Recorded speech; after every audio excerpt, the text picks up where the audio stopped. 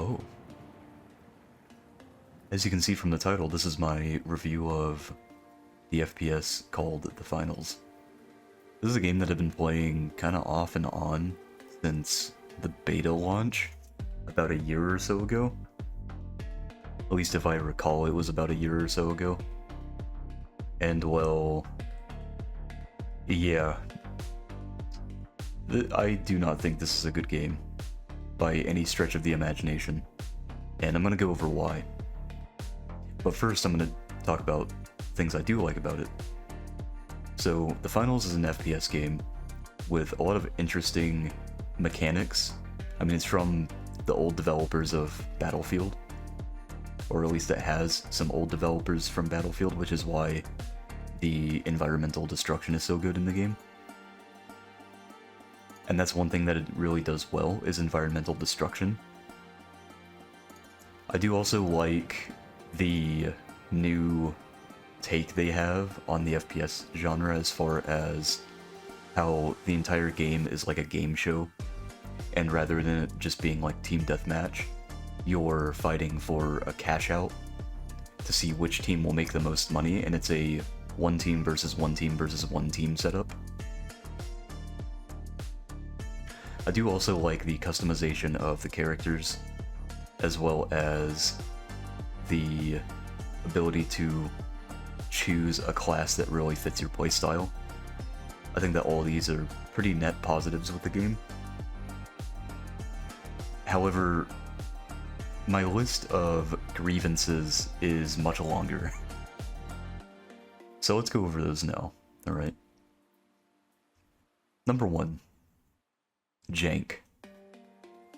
So, even though the environmental destruction is cool, the game's physics system actively works against you most times. Things like mantling, trying to get over any sort of collapsed object, normally doesn't really work out how I would assume it's intended to work out.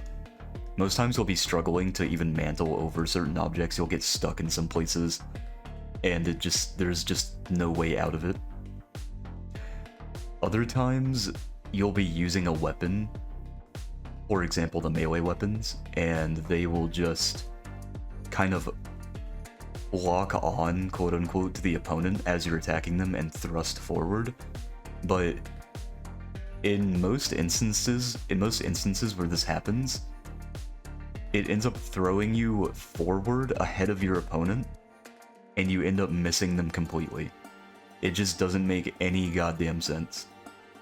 And there's a lot more of the jank that I could talk about, but I kind of want to make this video a little shorter, so moving on. Class balance. It is not a surprise that this game struggles from class balance. There are 3 classes in the game: light, medium, and heavy. One of which is typically the best one out of all of them, which is light, and has been this way since the official release of the game. You could argue that heavy has kind of dipped in and out of being the best occasionally, but normally they make heavy either broken or damn near unplayable. Right now, heavy is in a good spot, but light, they recently just removed the stun gun with the newest update, because as a light, you could stun gun someone and then 2-shot a heavy with a shotgun, which is just not healthy for the game. And in my personal opinion, and this is also just, I guess we'll count this as number 3, quote-unquote, they need to remove lights. Lights are not fun for the game. They're an active detriment, because not only do they have some of the most toxic kit in the entire game, the ability to become invisible, make your teammates invisible, snipers, multiple CC tools, the ability to break down walls, better than heavy by the way, because the RPG has always struggled with this sort of identity thing. Because they don't want to make it do damage to people, but they want to make it break buildings faster, and they just can never get it to do either. So it's always, RPG has always been horrible, which is why people were using grenades instead of the RPG, and they ended up just nerfing grenades, which made people upset. Anyway, class balance has been an issue specifically because of lights, because they don't know how to balance lights, which is why they took the stun gun out of the game, and I think they just need to remove the light class in general. It is just a complete detriment to the game. Especially when you've been playing it for so long, you're just sitting there like, man, why is this class so broken compared to all the other ones? You can essentially be light, get a sword, grab invisibility, grab like 3 dashes, and you can run in, invisible, attack someone, and then the moment that the fight's not going in your favor, you can dash out. And the only class that really has like the tools necessary to keep lights in check are heavies, but lights directly counter heavies because almost all of their kit can 2-shot them. It makes no sense at all. And the only part of heavy that really counters light is the lock bolt and the flamethrower. The flamethrower of which has very easy counterplay, and the lock bolt of which, lock bolt is lock bolt. Lock bolt is just good. But number 4, class identity. They struggle with giving very clear identities to the classes. For example, the medium class has a riot shield, as well as a plethora of lockdown utility, which is what heavy is supposed to be specializing in. Why did they not give the heavy the riot shield and the baton? Who knows? And this goes across pretty much all of the classes. Like, for example, the lights have a bore gun, which allows them to tear down walls. I feel like that's a tool that medium or heavy should have, rather than lights, because the lights are supposed to be the sneaky, kind of high DPS class, which is why they're so broken. They just have so much that allows them to do that, and more. So, I don't know, it just seems like they don't really know what they're doing with the classes. It's as if they're trying to make all of the classes not really even have their own identities per se, but the whole point of them is whether or not you move fast and have low HP, or move slow and have high HP. In most cases, this doesn't even matter, because a lot of the guns in the game just don't give a fuck about your health. Number 5 is third partying, and this is more of an issue with their system for game modes. For example, Cash Out is a 1 team versus 1 team versus 1 team game mode, which leaves a lot of room and a lot of instances where 2 teams will be duking it out for the Cash Out objective, and then the final team will swoop in and kill whoever's left over. Or 1 team will focus another team for the entire match and just let the third team do whatever they want with the objective. And I think that it's just extremely toxic and doesn't really add to any fun.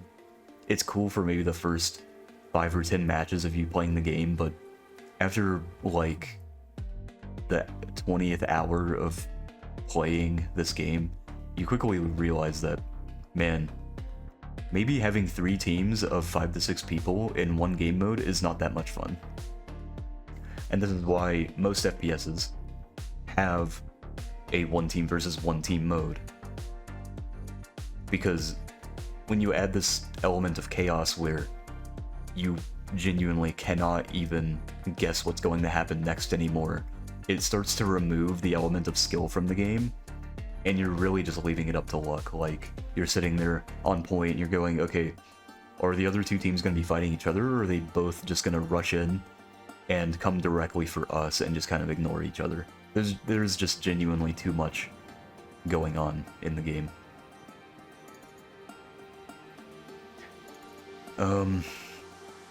Next is matchmaking. Matchmaking is terrible in this game, genuinely horrible. And I think part of it might be because when your game modes have 3 teams, you are less likely to win your match as opposed to 1 team versus 1 team, which you should have a 50% chance if their matchmaking is good, if they're using skill-based matchmaking.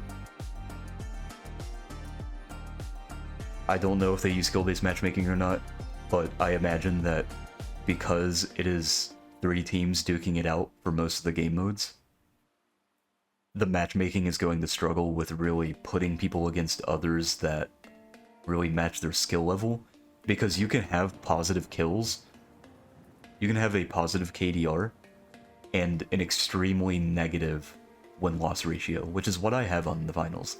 I have very positive KDR, and extremely negative win-loss ratio, and it's because you're working against 2 other teams in most instances.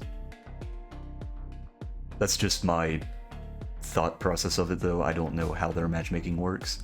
I just think, you know, it's been a year now since the game's been out. They should really just get a stranglehold on matchmaking, because it has been dog shit since I started playing the game.